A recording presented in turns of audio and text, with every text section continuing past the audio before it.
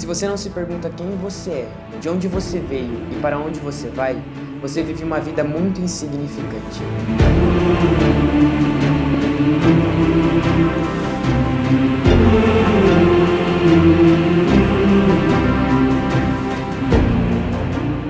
Estes são questionamentos que estão presentes em toda a história da humanidade. Cada forma de civilização, cada cultura, cada povo, todo homem se questionou sobre estas questões, que aliás são as que mais intrigam o ser humano, justamente porque as respostas não são fáceis de serem encontradas. Começando a partir deste vídeo, nós iremos fazer uma trilogia, respondendo da melhor forma que conseguirmos estas indagações. Mas afinal, quem eu sou?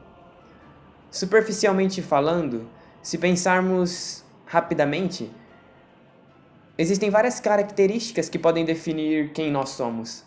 A primeira delas, o nome, a idade, a profissão, o caráter, as virtudes, os defeitos, dentre tantas outras. Mas além disso, há algo mais profundo. Afinal, não é possível que seja apenas isso que defina a vida, o ser, a essência de cada um de nós. Será mesmo que eu e você não passamos de um amontoado de características que nos diferenciam das outras pessoas e que somos apenas mais uma vida no meio de bilhões de pessoas? Tudo isso ao acaso? Nós cristãos cremos que não. Cada ser humano é raríssimo. Mais do que isso, é único. De forma geral, há um consenso que nos caracteriza como seres compostos por racionalidade e animalidade, dotados da capacidade de pensar, refletir, duvidar e também de possuir sentimentos, desejos, prazeres, instintos. Atualmente, a sociedade ela nos diz de forma direta ou não que somos apenas um animal um pouco mais desenvolvido. Talvez em um primeiro instante muitos discordem desta imposição, mas mesmo assim, muita gente, e a grande maioria, vivem como se isso fosse uma verdade, aceitam essa imposição mesmo que não percebam. Aqui está o que faz com que a vida humana perca o seu significado. As pessoas não dão um sentido verdadeiro à vida, não buscam algo realmente que traga felicidade, e mais do que isso, mais do que a felicidade, um sentido superior, maior. Como nós dizíamos, o ser humano não se limita a características tão pequenas, tão simples. Mas de uma maneira simplificada, nós podemos delimitar a vida dos homens em 3 etapas. Isso não é uma regra, mas fica fácil de compreendermos. Em um primeiro momento, as atitudes. Todas as atitudes dos seres humanos são pautadas nos prazeres. Esta é a primeira etapa. Isto inclui os prazeres sexuais, as bebidas, as drogas, os vícios, os jogos, os filmes, as séries, as festas, a autossatisfação, o ego e tantas outras coisas. Algo que não é simples distração, mas uma base na qual está sustentada a nossa pseudo-alegria, uma falsa alegria. O indivíduo nesta fase ele está mergulhado no egoísmo, nas sensações imediatas. Quando nós colocamos o sentido da nossa vida, da nossa existência, o nosso tempo, em cima de todas estas questões que foram citadas, nossa vida ela está nesta primeira etapa. Em um segundo momento há um passo importante, mas que é ainda insuficiente. Este é o passo em que muita gente que se considera sábia se encontra. Muita gente que se considera feliz está nesta etapa. O fundamento da vida é colocado em sentidos mais profundos, como o bem-estar, a família, o dinheiro, a justiça, o conhecimento, a honra e até mesmo alguma causa humanitária. É um bom estilo de vida, se formos pensar, marcado pelo contentamento com aquilo que é possível alcançar neste mundo. Segundo as possibilidades que surgem, segundo aquilo que nos é oferecido, aquilo que podemos alcançar. E realmente não há nada de errado em querer buscar tudo isso. O erro acontece quando tudo isso é colocado como fim último da nossa existência, como sentido da nossa vida, sendo que se vive em função disso, um conjunto de ideias que dita um estilo de vida. A maioria das pessoas bem-sucedidas aos olhos do mundo conduzem as suas vidas segundo estes princípios. Mesmo que supostamente creiam em Deus, elas vivem como se Deus não existisse. Nesse sentido, não somos o que nascemos para ser, mas aquilo que as coisas dizem que somos. Enfim, há nesta etapa um sono voluntário da alma. O que isso significa? Que há uma indiferença religiosa associada a um ateísmo prático que não nos permite mais ouvir a voz de Deus, ouvir o chamado silencioso de Deus que ecoa dentro do nosso coração. A nossa alma está dormindo, não consegue enxergar, como se tivesse uma venda que não nos permite mais ver Deus, ouvir Deus, sentir aquilo que nos transcende. Esta insensibilidade para com Deus, ela nos priva de encontrá-lo. Mesmo às vezes querendo ver Deus, a nossa vida não nos permite. Isso só é superado quando se coloca Deus como prioridade, muito acima de tudo o resto.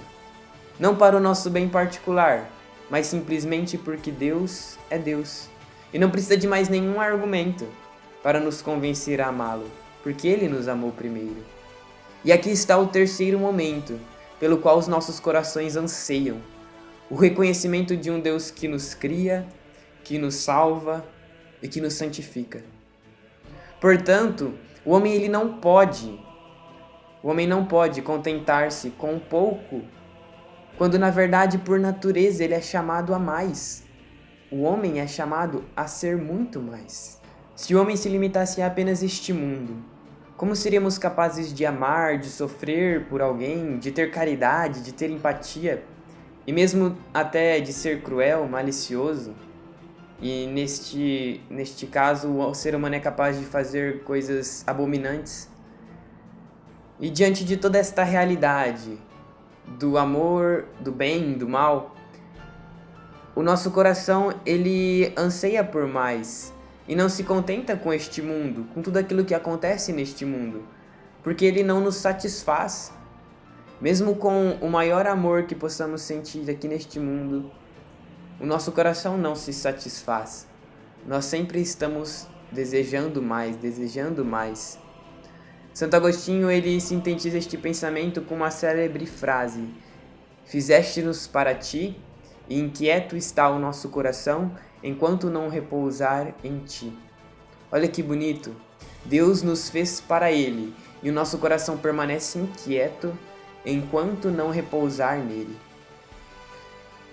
A melhor forma de definirmos algo é definirmos a sua finalidade. E qual a finalidade do homem se não voltar-se para o Criador, imitando-o para que consiga amá-lo de volta?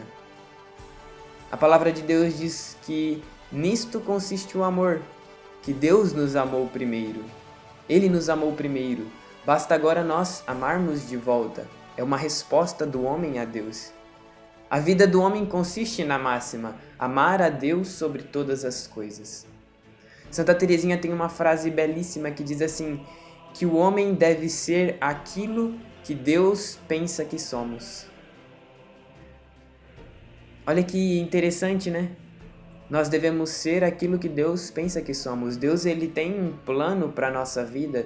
Deus ele tem um sonho para a nossa vida. E é o melhor, é aquilo que realmente vai nos dar felicidade. E nós só iremos entender esta nossa verdadeira identidade. Nós só conseguiremos realmente responder essa pergunta que fazemos neste vídeo: quem nós somos? Quando nós voltarmos para Deus. Deus ele nos ama imensamente, justamente porque Ele nos conhece, Ele sabe quem somos, Ele sabe aquilo que somos capazes e aquilo que não somos capazes, e por nos conhecer Ele nos ama por inteiro.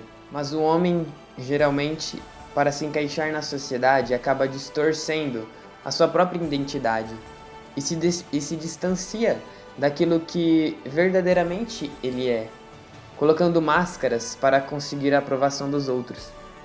E chega um momento que nós nos desconfiguramos de tal forma que nem nós mesmos lembramos mais quem somos.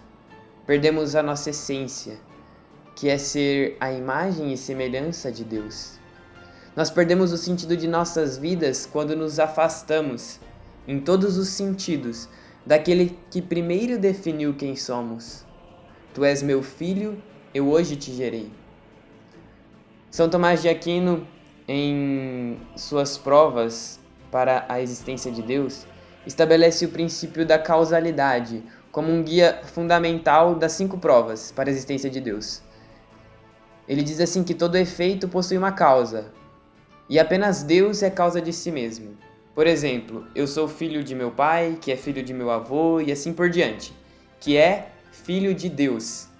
Se regredirmos constantemente nas causas, obrigatoriamente haverá um princípio, ou então nada existiria. Tem que haver uma causa que se basta por si só, que não é como eu e você, que podemos ou não podemos existir. E essa causa ela só pode ser Deus. Ele é necessário, o princípio e o fim. Tá, este é um pensamento que foi colocado aqui por causa da importância, de sabermos quem nós somos. Então colocamos esta teoria de São Tomás de Aquino, das provas da existência de Deus, em que ele usa como base a causalidade, a causa daquilo que somos é o próprio Deus. E diante desta reflexão que fazemos de que nós somos criaturas, filhos de Deus, nós temos que entender que Deus é a causa de cada um de nós. E por ser a causa, ele é o princípio e o fim, é para onde nós devemos voltar. Por isso que quando nós nos afastamos dele, nós perdemos a nossa identidade. Porque ele que nos dá a identidade. Deus que primeiro definiu quem nós somos. Filho amado, gerado por ele. Mas este tema aqui da causalidade, do princípio e do fim, é tema para outro vídeo. Fiquemos apenas com esta noção, com esta reflexão. A primeira forma de definirmos quem nós somos é essa. Eu sou filho de Deus. Criatura amada com amor imensurável, um amor que não pode ser medido. Por isso há algo em mim do que apenas racionalidade e animalidade. Há uma alma que me dá existência, uma alma criada por Deus desde a minha concepção. A alma, ânima, ela não morre, pelo contrário, ela dá vida ao corpo, ela anima o corpo. A alma ela é um pedacinho de Deus, uma participação do ser de Deus, que ele concede a nós sem que ele perca nada dele mesmo. Ele dá sem perder, por gratuidade, por amor. Esta é uma metáfora muito interessante, que fica até fácil de compreender o que é a alma. Uma participação do ser de Deus que ele dá a nós. A alma ela é no homem uma semente de eternidade, que o homem leva dentro de si, irredutível à sua matéria. A nossa alma não pode ter outra origem senão em Deus. A alma ela não pode ser reduzida à matéria.